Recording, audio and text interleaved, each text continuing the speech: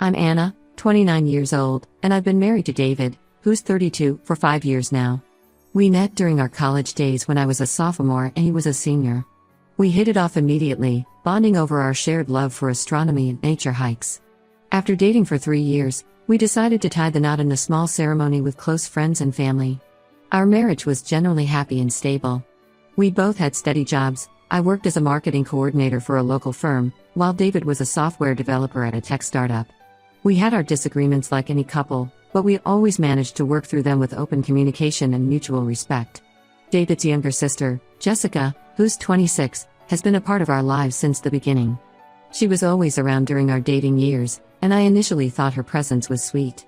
Jessica had a tough childhood. Their parents divorced when she was young, and she struggled with anxiety and depression throughout her teenage years. David took on a protective role, often acting more like a parent than a brother. As time went on, I noticed that Jessica had difficulty maintaining steady employment. She would get jobs but lose them within a few months, often due to conflicts with coworkers or tardiness. David and I found ourselves helping her financially more times than I can count. At first, I was okay with it, understanding the importance of family support. However, as it became a pattern, I started to feel uncomfortable with the frequency of her requests. Everything was going relatively well until a few months ago. David and I had just welcomed our daughter, Sophie, into the world. She was barely 3 months old when Jessica approached us for another loan. This time, it was for her rent. Normally, I might have considered it, but I was on maternity leave, and our finances were tighter than usual. David's job was just covering our essential expenses, and we were being careful with our spending. I explained to David that we couldn't afford to help Jessica this time. He agreed, albeit reluctantly. When we broke the news to Jessica, she didn't take it well at all. She burst into tears, accusing me of never liking her and trying to turn David against her. I was taken aback by her reaction, but David surprised me by standing firm with our decision. After that incident, things began to change. Jessica started visiting our house more frequently, often showing up unannounced. She would linger around David when I wasn't in the room, and her behavior towards me became cold and distant. Occasionally, she would make snide comments about how lucky I was to have David. At first, I thought she was just trying to guilt-trip us about the money, but as time went on, I sensed there was more to it. A couple of weeks passed, and I noticed David becoming increasingly distant. He started spending more time at work or with Jessica, and when we were together, he would make cryptic comments like, "Maybe I don't know you as well as I thought," or "There are things I'm not sure about it anymore." I was confused and hurt by his behavior. One night, I decided to confront him about it.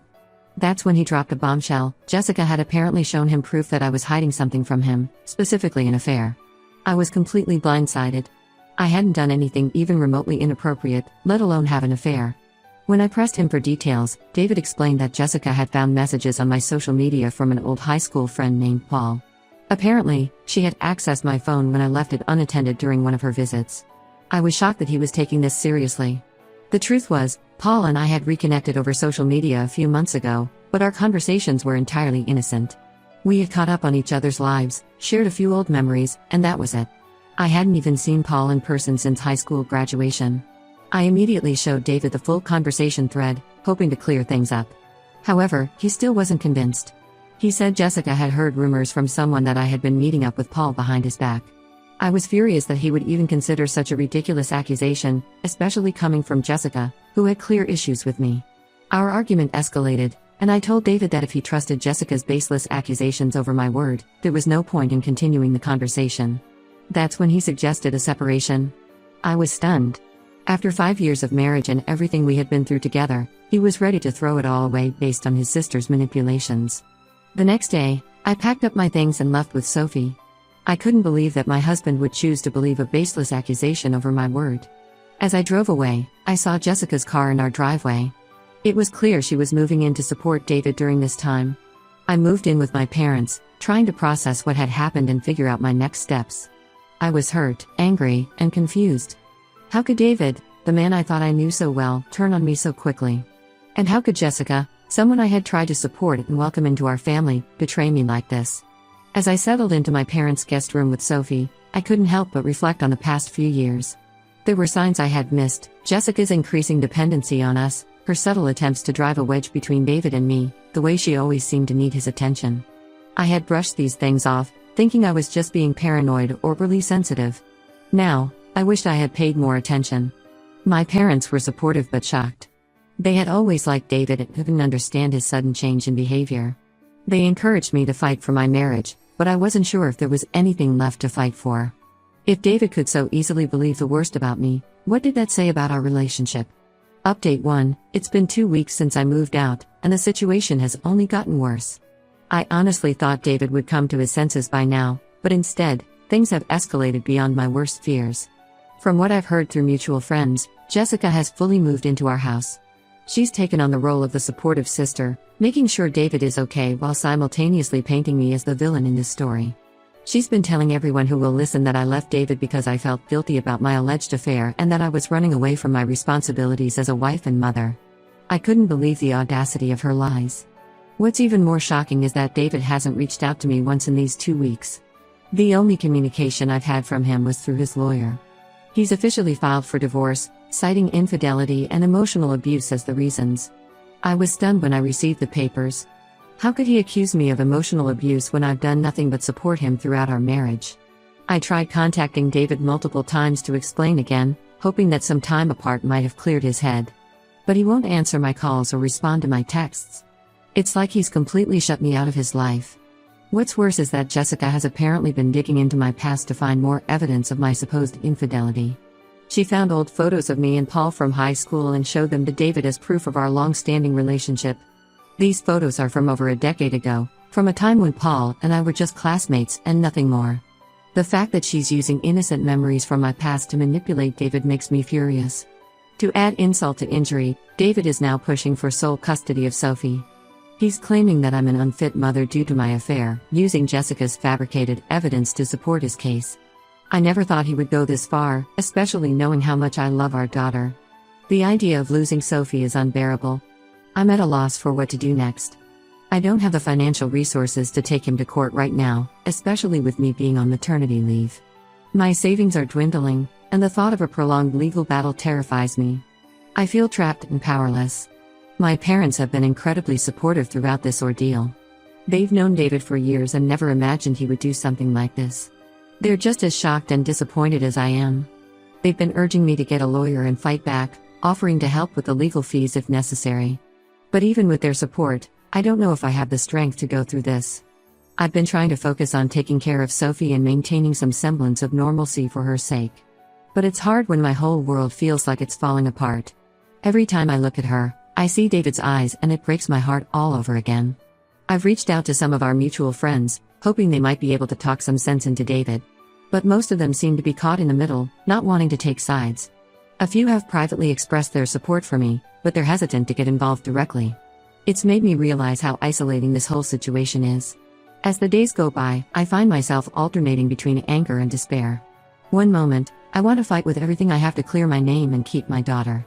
The next, I feel overwhelmed by the enormity of the situation and want to give up. I never thought my marriage would end like this, especially over lies and manipulation. I've started seeing a therapist to help me cope with the stress and emotional turmoil. It's helping a little, but there's still a long way to go. For now, I'm taking it one day at a time, focusing on being the best mother I can be to Sophie, and trying to gather the strength to face whatever comes next. Update 2: Last week, I finally decided to confront Jessica directly. I couldn't let her continue destroying my life without standing up for myself. I waited for a day when I knew David would be at work and went over to the house.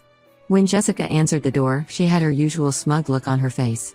I told her I knew what she was doing and that she needed to stop lying to David. To my surprise, Jessica didn't deny anything. In fact, she admitted to fabricating the whole story about my affair. She said she did it because she was tired of me always being the perfect wife and wanted David all to herself. She felt that I had taken David away from her, and she didn't want to lose her best friend. Then she said something that made my stomach turn. She admitted that she had feelings for David that went beyond sisterly affection. I had suspected that Jessica's attachment to David was unhealthy, but hearing her confess to romantic feelings for her own brother was shocking. It explained so much about her behavior over the years, her constant need for David's attention, her resentment towards me, and her extreme reaction when we couldn't give her money. Knowing this might be my only chance to clear my name, I had recorded the entire conversation on my phone. I thought that finally having proof of Jessica's lies would be the key to making David see the truth. Later that evening, I went back to the house when I knew David would be home and played the recording for him. As he listened to Jessica's confession, David was silent. I thought that maybe this would be the moment he finally saw the truth, but I was wrong. Instead of acknowledging Jessica's manipulation, he turned on me again. He accused me of manipulating Jessica into making a false confession and said he didn't believe anything she said in the recording. I couldn't believe what I was hearing. It was like I was living in some bizarre alternate reality where nothing I did or said mattered. No matter what evidence I presented, David refused to see the truth. He was completely under Jessica's control, and nothing I could do seemed capable of breaking that hold. Realizing that there was no way to reason with David, I left the house feeling defeated. It was clear that my marriage was truly over, not because of any wrongdoing on my part, but because of David's inability to see the truth. The next day, I officially hired a lawyer to fight for custody of Sophie. I'm terrified of what might happen, but I know I have to do everything in my power to protect my daughter. My lawyer has assured me that we have a strong case, especially with the recording of Jessica's confession, but I'm still worried. David has more financial resources than I do, and I'm afraid he might try to use that advantage against me. As I prepare for the legal battle ahead, I can't help but wonder how things got to this point. How did the man I loved and trusted become so blinded by his sister's lies? And how did I miss the signs of Jessica's unhealthy attachment for so long? Update 3, the divorce is almost finalized now, and it's been a difficult journey. David is still fighting for sole custody of Sophie, but my lawyer has been working tirelessly to gather evidence to prove that I'm a fit mother. The recording of Jessica's confession has been crucial in building our case. I haven't spoken to David directly since the confrontation with Jessica.